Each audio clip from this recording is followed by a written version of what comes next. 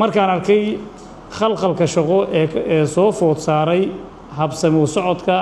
shaqada xeebaha iyo kalluumaysiga gobolka Raasi Casayr ayna sal u tahay khilaafka labada wasaaradood maaliyadda iyo kalluumaysiga oo bariyahan taagnaa markaan garowsaday saameynta amni ee ka dhalatay khilaafka labada wasaaradood gobolka dhexdiisa markaan arkay in dakhligii gobolka uusan u soo xiroon sidii la rabay khilaafka dartiis markaan arkay wada shaqayntii hay'adaha dakhliga oo hoos u dhacday haddaba anigoo tix raacaya dastuurka dowladda Puntland qodobkiisa 121 koowaad farqadiisa labaad oo tilmaamaysa awoodaha maamulka gobolku leeyahay waxaan go'aaminay shantan qodob ee soo socda shirkan jaraa'id oo halkan ku qabanayno bariyahan sida la socoteen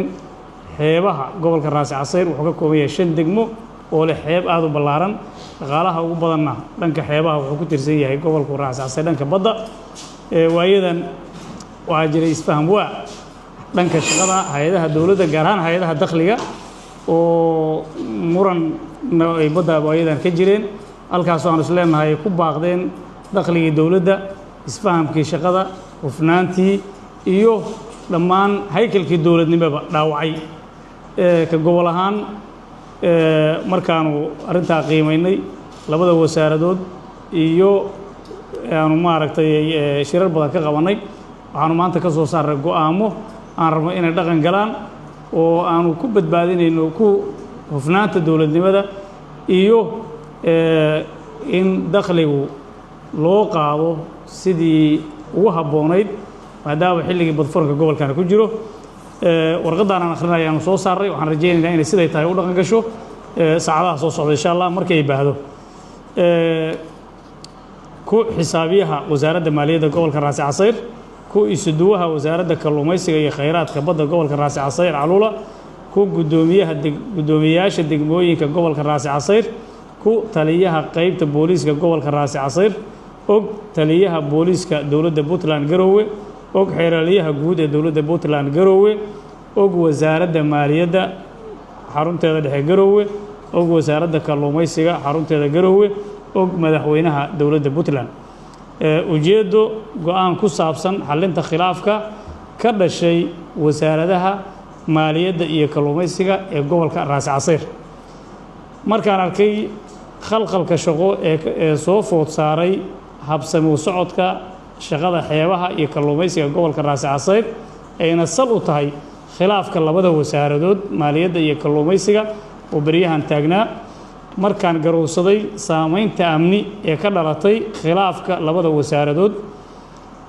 gobolka dhexdiisa kadib markaan dhageystay tala soo jeedinta wafdiga golaha wakiilada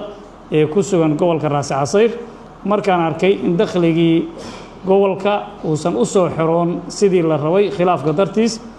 markaan arkay wada shaqayntii hay'adaha dakhliga oo hoos u dhacday haddaba anigoo tix raacaya dastuurka dowladda Puntland qodobkiisa 121 koowaad farqadiisa labaad oo tilmaamaysa awoodaha maamulka gobolku leeyahay waxaan go'aaminay shantan qodob ee soo socda in wasaaradda kalluumaysigu dib u dhigto khidmadda cusub ee laga cabanayo oo ay soo saartay November 2024 loona yaqaan Shamuuri inta khilaafka laga xalinayo qodobka koowaad qodobka labaad in la joojiyo warqadda cusub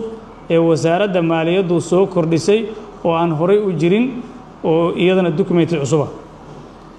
3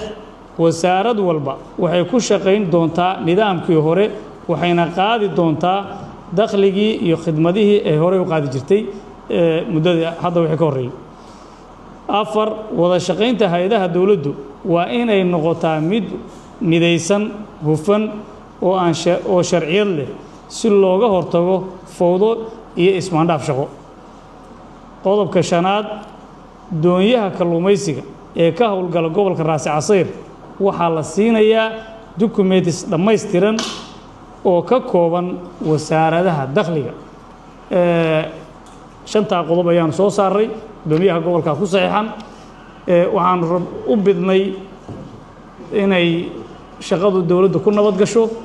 ganacsatadu ku nabad gasho shaqadu ku fiicnaato amnigu ku hagaago intaa wixii ka dambeeya waxaan rajaynayaa in sidaas lagu dhaqmo shaqaduna ay wada jir ahaato laba dowladood ma jiraan wasaaraduhu waa wada dowladdii dakhliguna waa dakhligii dowladda shuruucdana sidaa loo dhowro